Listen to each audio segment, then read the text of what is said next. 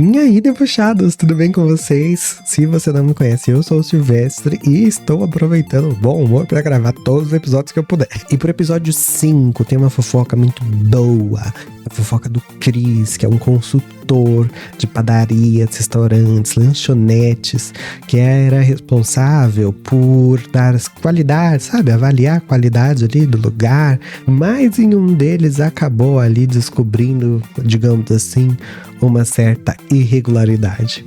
Tá curioso para saber qual irregularidade é essa? Já clica no sininho e segue o canal, deixa seu like para não esquecer depois. Comenta aqui sua fofoca também, o que você achou da fofoca do Cris.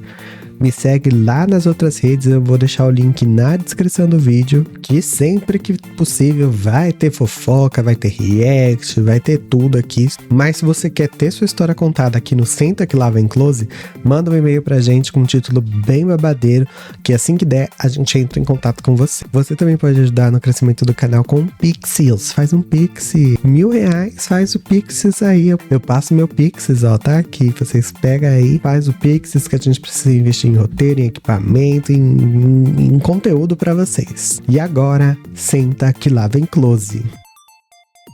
O Cris trabalhava como consultor para restaurantes e comércios que já vendiam produtos direto para o cliente final. Ele fazia essa inspeção de qualidade, que era basicamente o quê? Ele examinava todos os locais dentro do comércio para saber se eles estavam dentro das normas e das leis, né? Se eles estavam adequados. Dentro da empresa, né, onde o Cris de fato trabalhava, porque ele era um terceiro, né? Ele era contratado para ir nesses lugares. A principal função dele era inspecionar pequenas indústrias, pequenos comércios. Volta e meia ele pegava um projeto maior, como padarias e restaurantes. Aí um dia a gestora dele chegou e falou: Cris, eu sei que você está envolvido em outros projetos, mas a Flor de Pada acabei de inventar esse nome. assinou um contrato com a gente recentemente e eu tô sem ninguém para mandar lá. Você pode ir lá fazer a inspeção pra gente assumir esse projeto, por favor? Ele se organizou e disse sim para esse projeto, afinal, né, ele ganhava por projetos, e adicionou na sua carteira ali, na sua agenda, como que ia proceder. Não era um trabalho que ele estava super acostumado a fazer, mas beleza, né? Trabalho é trabalho, tem que ser feito. Na semana seguinte, ele já foi fazer a primeira visita na padaria. E assim, gente, a Flor de Pada era uma padaria muito chiquetosa, muito renomada, muito estimada, sabe? Muito conhecida no bairro onde ela ficava. Tinha aqueles produtos belíssimos que você comia com os olhos. Era muito bem frequentada, toda cheia dos frus-frus. O gerente fez um tour ali, né, pela parte de fora da padaria, sem ser a parte interna, onde acontecem as produções, e o Cris ficou chocadíssimo, assim, né, com a qualidade dos produtos, eram todos visualmente muito bonitos. Quando o gerente foi levar o Cris para conhecer a parte interna, eu até anotei o que ele falou, ó. Parecia que eu saí de um conto de fadas e tinha entrado em um filme de terror, só de cruzar uma porta. E eu não consegui disfarçar minha surpresa com o cenário de Jogos Mortais que estava ali. É isso, né, gente? Que bom que a gente não sabe como as coisas são produzidas. Senão a gente não comia nada. E olhando ali, né, a vitrine deles, a gente jamais pensaria que por dentro eles fossem tão podres e nojentos igual eles estavam sendo. O Cris completou com: Pra mim, tinha que demolir tudo, queimar, fazer um ritual de limpeza espiritual no terreno e só então construir de novo, seguindo as normas de higiene e qualidade. Gente, mas como que essa padaria funciona há tanto tempo desse estado? Como que eles dão propina pro povo? Nossa, fiquei até burro, né? Que eu tava formulando aqui, porque eles devem comprar o alvará de funcionamento, alguma coisa assim, porque se era um cenário de Jogos Mortais, como ele descreveu, imagina o cheiro de carniça, aqueles episódios de Pesadelo na Cozinha que o Jacan passava. Deve ser isso. Eu não penso menos do que isso. Ah, eu tenho que ressaltar com vocês que essa história aconteceu quando o mundo estava voltando a abrir ali no pós-pandemia. Então as coisas estavam voltando a abrir, estavam voltando a entender como podia funcionar, se podia servir comida ou não. Então as coisas estavam ainda um pouco devagar, assim, no funcionamento, mas estava funcionando. E aí, no projeto dele, né, o que ele fazia nessa inspeção? Ele tinha que vistoriar todos os cômodos, todos os ambientes da loja, para ver se estava tudo enquadrado ali nas legislações, nas normas de qualidade. Ele tirava muitas fotos, ele documentava muita coisa, e o pessoal da padaria muito tranquilo, deixando ele circular livremente ali dentro e fora, como se nada tivesse acontecendo, como se um cenário de filme de terror, um cativeiro não existisse na parte de trás. Os dias foram ardendo, o Chris continuou com o trabalho normal, né, tals. E quando ele chegava, ele tinha uma salinha onde ele podia deixar a mochila dele, as coisinhas dele. E nessa sala tinha uma TV enorme, com as câmeras de segurança mostrando, né, todos os ambientes da padaria. Ficava um funcionário lá dentro ajudando a vistoriar as pessoas. E enquanto ele colocava ali o jalequinho dele, né, guardava as coisinhas dele, ele reparou na TV que tinha um cômodo ali que ele não tinha passado e que tinha muita gente, digamos assim.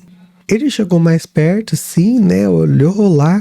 Era realmente uma sala com muita gente de máscara, mas parecia não ter ventilação, não ter uma janela, não ter uma luz adequada. Era um ambiente meio estranho. E aí ele encarou ali, mas não perguntou pro cara também que ficava ali o que era. E enquanto o dia de trabalho dele ardia, ele ficou pensando que diabo que era esse lugar. Porque ele já tinha passado por todos os ambientes de lá, né? Ele conhecia bem os locais, não tinha como ele não ter visto aquela sala, só se fosse alguma coisa ali que o cara da segurança estava mexendo, alguma coisa diferente.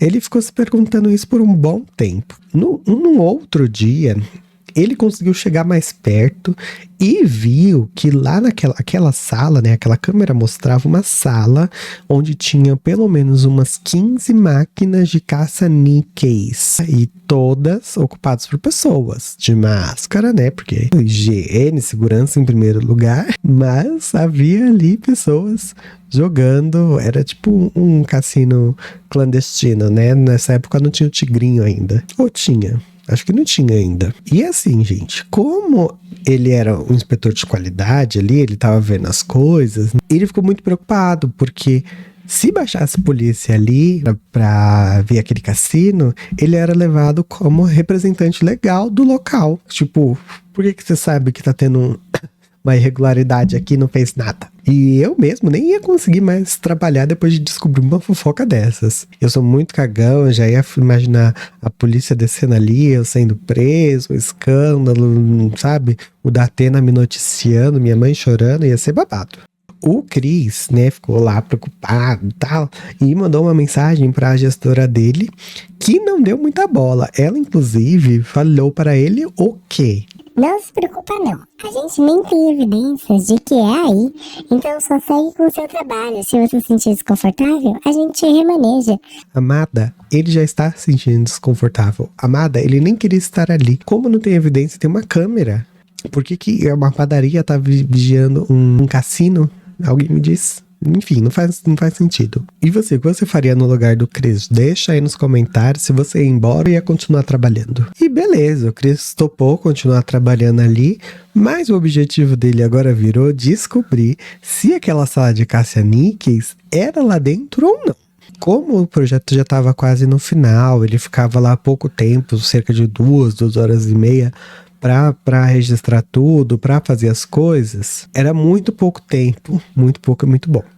Era pouco tempo para, né, fazer toda essa investigação aí, todo esse trabalho de CSI. E ele estava sempre com o ouvido, antenado às conversas dos funcionários, sempre olhando, dando uma seguida, assim, para tentar descobrir por onde que esse povo entrava. Ele estava muito se sentindo um agente secreto. Aí um dia, uma situação chamou muita atenção dele, que foi o quê?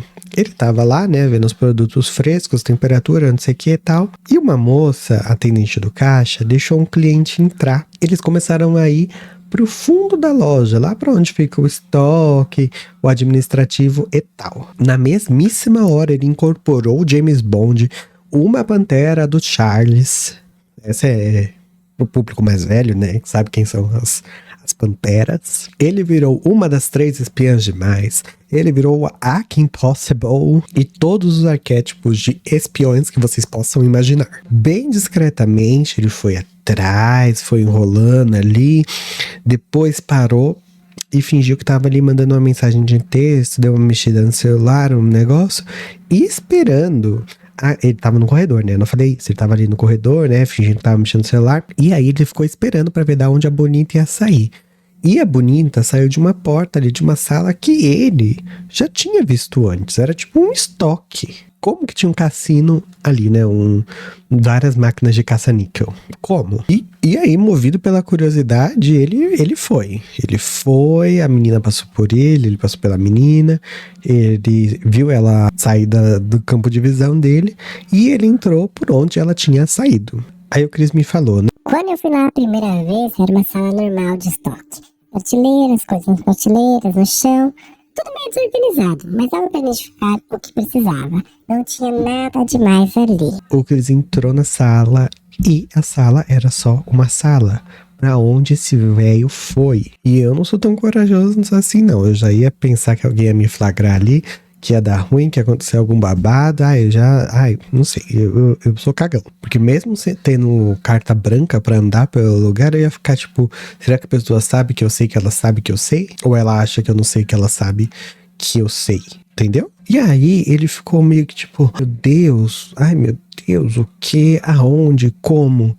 Foi quando ele reparou que uma estante, né, uma prateleira ali, não tava bem encaixada, sabe? Não tava coladinha ali na outra.